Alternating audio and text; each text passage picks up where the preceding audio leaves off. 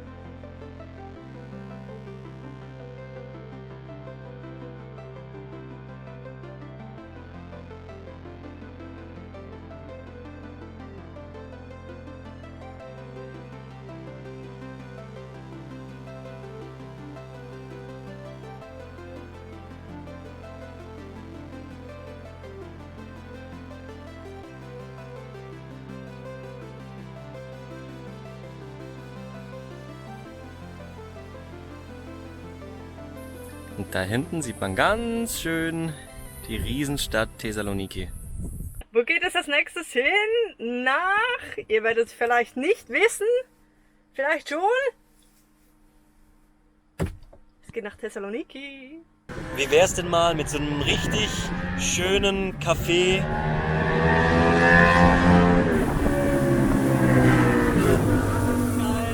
Mit typischem griechischen Ambiente.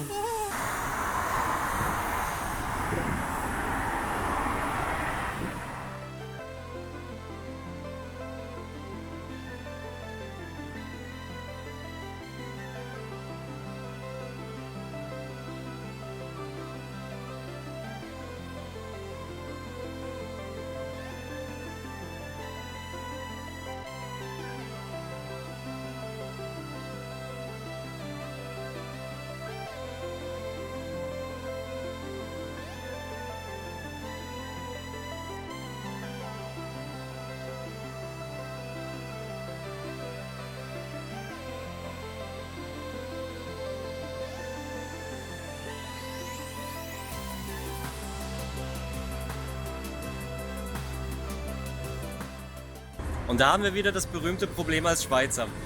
Wir wollten jetzt in den Turm rein und haben gefragt, wie viel es kostet. Ja, für Bürger der Europäischen Union ist es gar nicht so teuer. Danke.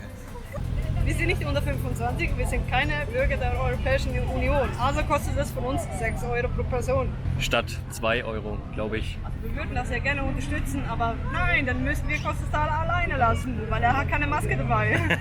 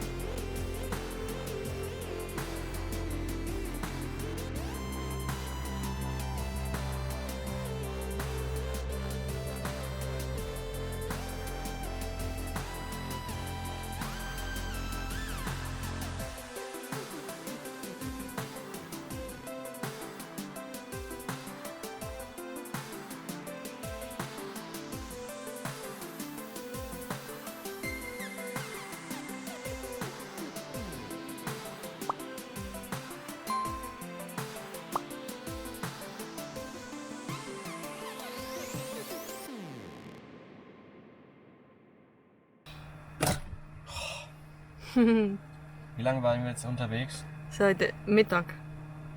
11 Stunden. Ja. Ich habe Blasen an den Füßen, ich bin müde, ich habe Hunger. Aber es hat sich gelohnt. Ja, war schön. Jetzt gibt's noch was zu essen und dann ab in die Haie. Yeah.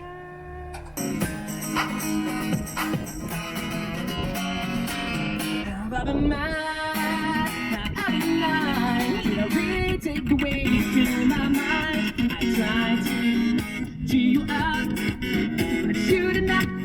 I was really up to good myself to make you smile. But how could I just think you are the only one for me? Wir haben vermutlich gerade den wildesten Spot ever gefunden. Wir sind jetzt hier durch irgendein Gebirge mit ganz viel Wald gefahren. Das Problem war, es ist jetzt gerade Nachmittag, das heißt Schatten hat es praktisch nirgends. Dann sind wir hier die Straße runtergekommen und jetzt sind wir hier eingebogen. Und da hinten steht unser Olaf. Wir haben Schattenplätzchen. Momentan ist uns der Strom echt wurscht. Hauptsache wir haben Schatten. Weil es so krasse Temperaturen sind. Wir hatten heute Morgen schon wieder 36 Grad im Bus und ja, wir freuen uns, dass wir langsam aber sicher gen Norden ziehen können. Vanlife ist wirklich schön. Wirklich, wirklich schön. Vor allem, wenn man an solchen Plätzen stehen darf und es weit und breit niemanden juckt, ob man hier steht oder nicht. Ich meine, wir verlassen die Plätze dann so, wie sie sein sollten, nämlich sauber. Und wenn man dann diese Scheiße hier sieht, dann bekommt man echt das Kotzen als Vanlifer. Wenn man erstens immer den Leuten hinterherräumen darf, nur damit man selber nicht den Verdacht erregt, diesen Müll produziert zu haben. Wir wissen es nicht alle, deswegen die sich angesprochen fühlen, sollten sich vielleicht mal hinterfragen, ob sie vielleicht einen kleinen Beitrag dazu geben, zu dem Ganzen. Auf geht's! Normalerweise, wenn ich Abfall einsammeln gehe, dann habe ich meistens keine Handschuhe an. Aber bei Feuchttüchlein dann schon. Die Saumode ist hier, dass du diese Feuchttüchlein in jedem Laden kriegst. Aber die Griechen oder auch die Touristen, who knows, verwenden diese Feuchttüchlein gern. Und die kriegt man dann in auch so handlichen Größen gekauft, um die für unterwegs sich den Arsch sauber zu reiben und dann liegen zu lassen. Weil ich meine, die Natur verräumt ja und zersetzt es wieder in 5000 Jahren. Mittlerweile sind wir schon seit mehr als einem halben Jahr in Europa unterwegs und mittlerweile haben wir auch viel gesehen. Und mit viel meinen wir Müll. Das hat uns dazu veranlasst, mehr darüber nachzudenken. Woher kommt der? Wie entsteht der? Wie landet er an so wunderschönen Orten wie diesen Ort hier? Haben auch mit verschiedenen Menschen darüber gesprochen, vor allem mit Locals. Mit Leuten, anderen Reisenden, die wir unterwegs getroffen haben. Mit Jungen, mit Jungen, Alten. Genau. Mit, sagen wir mal, Leuten mit einem Mindset, die dafür empfänglich waren und haben auch wirklich schwierige und anstrengende Gespräche mit Leuten geführt, die, sagen wir mal, wie die klassischen Griechen, so, schön leben, ist richtig, ist alles, schön leben. Aber was heißt schön leben? Schön leben heißt nicht, dass man konsumiert und sich nur um seine eigenen vier Wände und seine Familie kümmert, sondern auch um die Umwelt. Das ist mal die eine Seite. Die andere Seite ist, wenn du unterwegs bist, triffst du sehr viele Menschen. Das bedeutet auf der einen Seite Reisende, auf der anderen Seite Ansässige. Leute, die arbeiten, von weiter weg kommen, egal. Das Schwierige an dem Ganzen ist ja, dass wir mit dem Van ungestört auch an Orten stehen können, wir willkommen geheißen werden und die Leute ein offenes Gespräch mit uns suchen, weil sie uns nicht feindselig gestimmt sind. Meistens.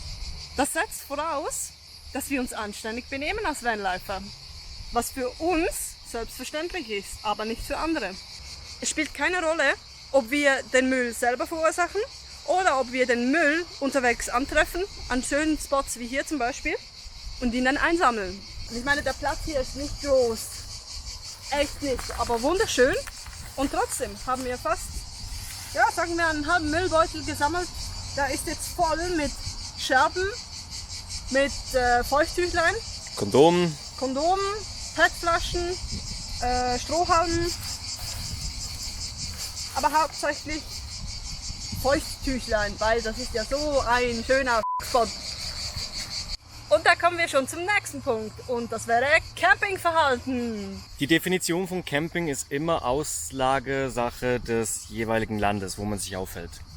Aber grundsätzlich kann man sagen, wenn das Auto irgendwo steht, ist das Parkieren. Bis zu dem Zeitpunkt, wo man Stühle rausstellt, einen Tisch rausstellt, eine Markise 5 mm rausfährt, auf einem halben Auffahrkeil draufsteht, ein Trittbrett ausgefahren hat, das zählt alles offiziell schon als Camping. Wir wollen damit auch sagen, wenn ihr irgendwo einen schönen Platz in der Natur findet, so wie wir jetzt. Das war jetzt reiner Zufall. Wir waren eigentlich auf dem Weg in die Stadt und haben diesen Spot hier gefunden und haben uns gedacht, komm, da fahren wir jetzt rein in die Bucht. Wir haben jetzt seit 2 oder 3 Stunden noch kein einziges Auto gesehen und auch keinen Menschen. An solchen Spots tut es niemandem weh, wenn man eine Markise ausfährt oder so wie wir jetzt unsere Stühle hier rausnehmen oder Auffahrkeile benutzt, weil der Boden uneben ist. Man muss einfach damit rechnen, dass dann irgendjemand kommt und einen blöd anmacht. Wenn es dann die Polizei ist, haben die das Recht, dir eine Buße aufzudrücken. Meistens ist es dann getan mit, okay, ja, Entschuldigung, wir fahren weg. Deshalb hier eine Empfehlung für euch alle da draußen, falls ihr irgendwo steht und nicht wisst, ob ihr stehen dürft. Schaut, ob irgendwo der Inhaber aufzufinden ist. Wenn Bauernhöfe oder so. Zum Beispiel, wenn ihr hier, so wie wir, in einem Waldstück steht und ihr seht jetzt zum Beispiel einen Jogger, einen Wanderer, whatever, oder sogar den Förster, haut ihn an und fragt ihn, ob es einfach erlaubt ist, eine Nacht dort zu stehen. Mit dem Versprechen natürlich, keinen Müll zu hinterlassen und alles so zu hinterlassen, wie du es aufgefunden hast. Wenn nicht schöner. Wenn nicht sogar schöner, ja.